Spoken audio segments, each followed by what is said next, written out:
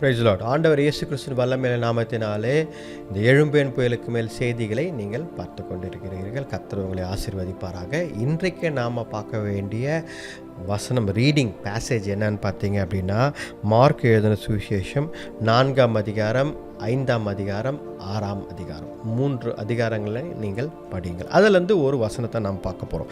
அதில் பார்த்தீங்கன்னா மார்க்கு 4ஆம் அதிகாரம் 39ஆம் வசனம். Mark chapter 4 verse 39. நான் உங்களுக்கு இங்கிலீஷில் படிக்கிறேன். He got up, rebuked the winds and said to the waves, "Be still, quiet, be still." Then the winds died down and it was completely calm.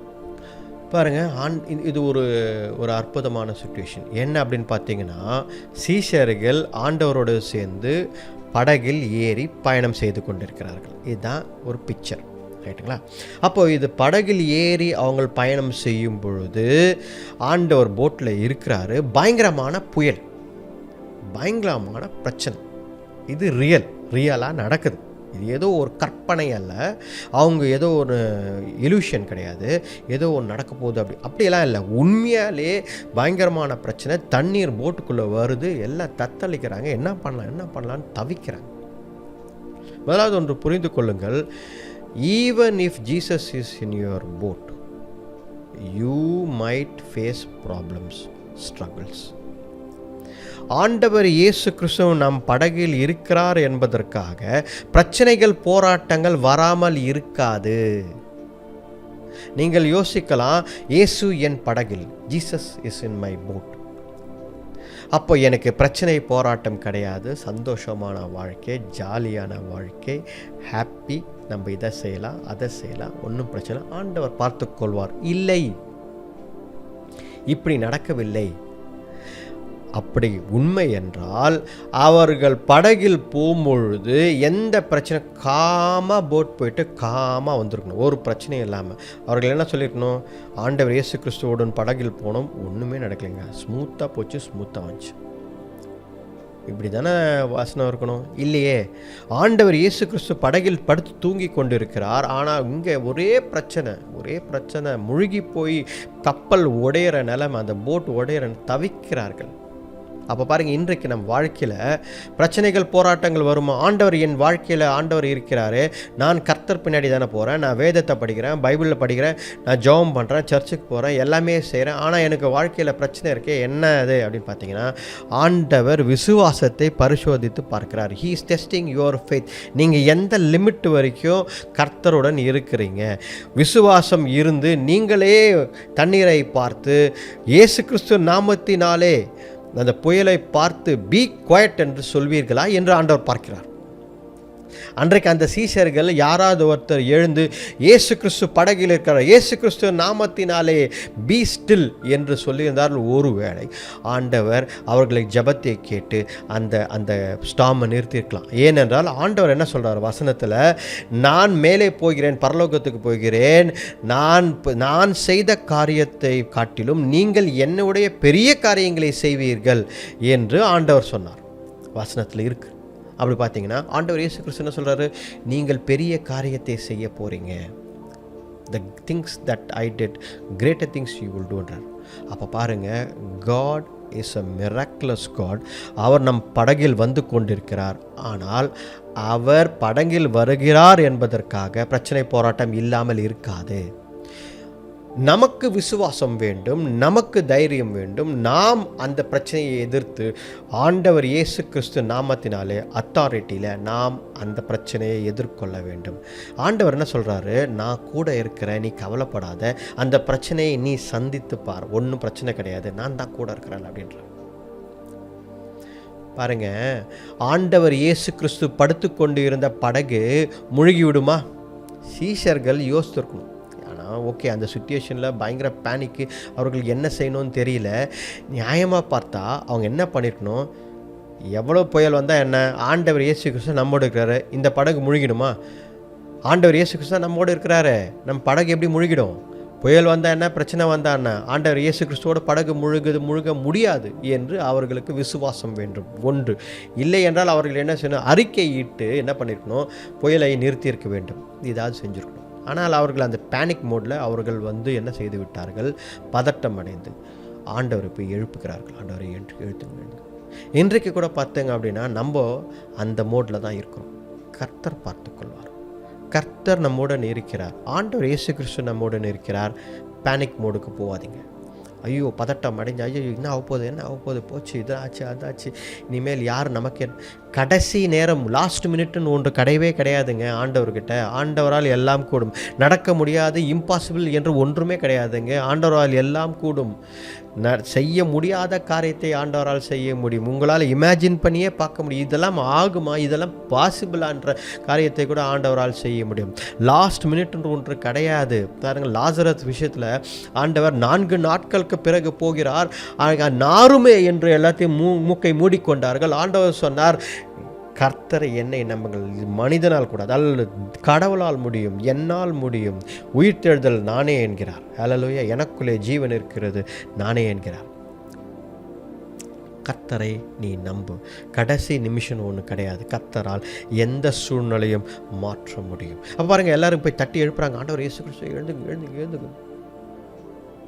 உடனே ஆண்டவர் எழுந்து போய் காற்றையும் கடலையும் பி ஸ்டில் குவைட் அப்படின்றாரு. எல்லாமே தேய்டுது.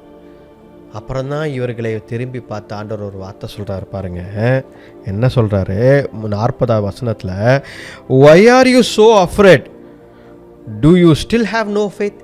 ஏன் இப்படி நீங்கள் பயப்படுறீங்க? இன்னும் உங்களுக்கு விசுவாசம் வரவில்லையா என்று கேட்கிறார். அந்த கேள்வியை யாரை பார்த்து கேட்கிறார்? உங்களை பார்த்து தான் கேட்கிறார். நம்மை பார்த்து தான் கேட்கிறார். ஏன் பயப்படுகிறாய்? இன்னும் உங்களுக்கு விசுவாசம் இல்லையா? கிறிஸ்தவனே, கடவுளை நம்புகிறவனே, இயேசு கிறிஸ்துவை நம்புகிறவனே, உனக்கு இன்னும் விசுவாசம் வரவில்லையா? ஏன் உனக்கு இன்னும் விசுவாசம் வரல? ஏன் பயப்படுற அப்படின்னு ஆண்டவர் நம்மை பார்த்து கேட்கிறார். ரைட்டா? அந்த சீஷர்கள் அவரை பார்த்து பயந்து விட்டார்கள். ஏன்னா, யார் இவர்? யார்?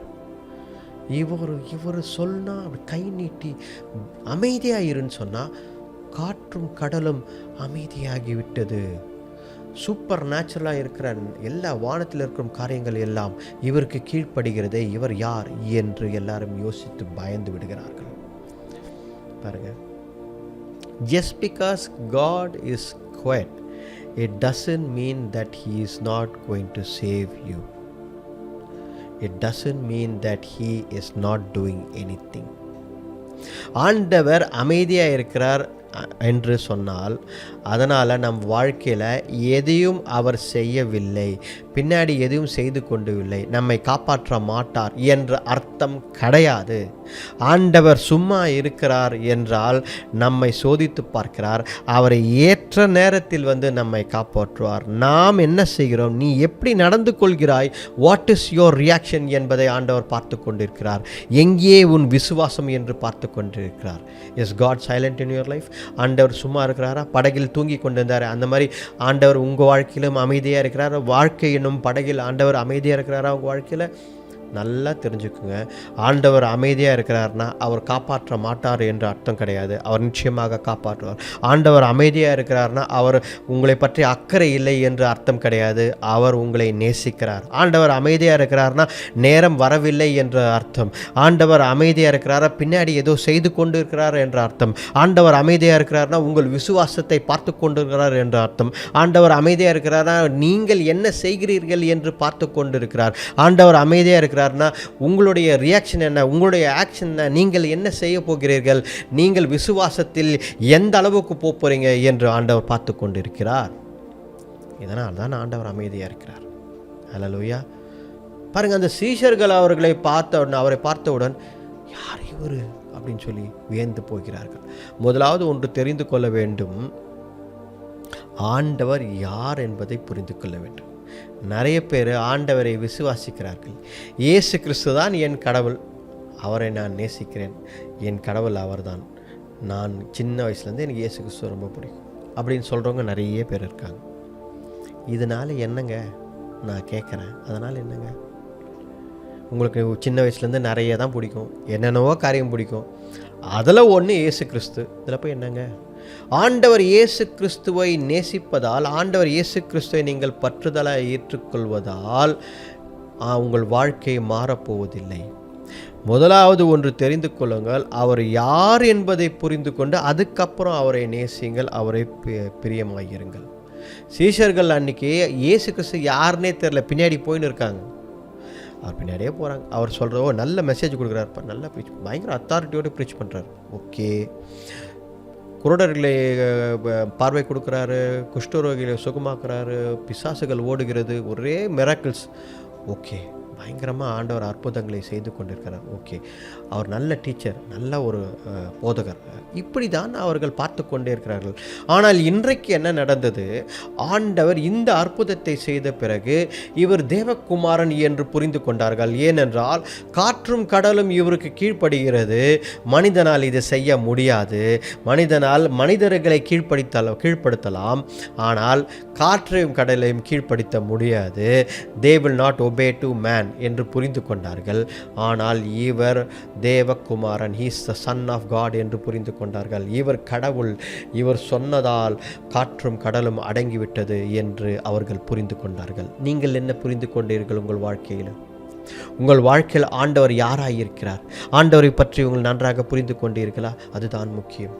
Who is God in your life? Who is God in your life? What is he doing? வாழ்க்கை என்னும் படகில் நாம் போய்கொண்டிருக்கிறோம். நம் வாழ்க்கை படகு போயினே இருக்கு. ஆண்டவர் இயேசு கிறிஸ்து நம் படகில் இருக்கிறார் என்பதற்காக நாம் தைரியமாக போகணும் அப்படின்ற ஒரு காரியம் இருக்கிறது. ஆனால் அதனால் நிறைய பேர் என்ன பண்ணுறோம் அப்படின்னா, மிஸ்இன்டர்பிரட் பண்ணி ஆண்டவர் தான் என் படகில் இருக்கிறாருன்னு சொல்லி விசுவாசம் இல்லாத வாழ்க்கையை வாழ்கிறோம். If Jesus Christ is in your boat, still you need faith. ஆண்டவர் இயேசு கிறிஸ்து அன்னைக்கு சீஷர்களுடன் இருந்தார், கரெக்டாக இல்லையா? ஆனாலும் அவர்களுக்கு விசுவாசம் தேவைப்பட்டது. விசுவாசம் இல்லாததால் தான் ஆண்டவர் எழுந்து ஏன் பயப்படுகிறீர்கள், உங்களுக்கு இன்னும் விசுவாசம் இல்லையான்னு கேட்குறார். அப்போது ஆண்டவர் இயேசு கிறிஸ்து உங்கள் வாழ்க்கையில் இருந்தால் மட்டும் போதாது, உங்கள் படகில் இருந்தால் மட்டும் போதாது, விசுவாசம் வேண்டும். ஆண்டவர் மேல் விசுவாசம் இல்லாதவர்கள் நம்ம எல்லாரும் பாதியிலே விழுந்து விடுவோம். ஏனென்றால் கர்த்தர் மேல் விசுவாசம் இல்லை, விசுவாச பயணம் நமக்கு இல்லை. we will fall wherever ரொம்ப டெம்ப்டேஷன் இருக்கும் போதெல்லாம் அங்கெல்லாம் விழுந்து விடுவோம். சோதனைகள் போராட்டங்கள் அதிகமாக இருந்தால் நாம் விழுந்து விடுவோம். ஆனால் விசுவாச வாழ்க்கை அவசியம். அதனால் தான் ஆண்டவர் சொல்கிறார், விசுவாசம் எங்கே என்று கேட்கிறார். அதை தவிர இன்னொரு காரியம், எதன் மேல் விசுவாசம் வைக்க வேண்டும், எதன் மேல் விசுவாசம் வைக்க வேண்டும் என்றால் ஆண்டவர் யாராக இருக்கிறார் அப்படின்னு விசுவாசிக்கணும். என்ன? ஆண்டவரால் அற்புதம் செய்ய முடியும், ஆண்டவரால் இந்த காற்றையும் கடலையும் நிறுத்த முடியும், இந்த புயல் போல சூழ்நிலையை கர்த்தரால் அமைதிப்படுத்த முடியும் என்ற அபார விசுவாசம் உங்களுக்கு அவசியம். ஹல்லேலூயா. இன்றைக்கு ஆண்டவர் உங்களை பார்த்து கேட்கிறார், உங்கள் வாழ்க்கையில் இருக்கும் பிரச்சனைகள், போராட்டங்கள், இதை சந்திப்பதற்காக, இதன் மத்தியில் நடப்பதற்காக, இந்த சூழ்நிலையில் கர்த்தர் உங்களை வழி நடத்துவதற்காக உங்களுக்கு விசுவாசம் இருக்கிறதா? கர்த்தர் என்னை வழி நடத்துவார், கர்த்தர் என்னை பாதுகாப்பார், நான் மரண இருளின் பள்ளத்தாக்கிலே நடந்தாலும் பொல்லாப்பு எனக்கு நேரிடாது, என்னுடைய கோலும் என்னுடைய தடியும் என்னை தேற்றும் என்று டேவிட் சொல்கிறான். அதே போல் நம்மளால் சொல்ல முடியுமா?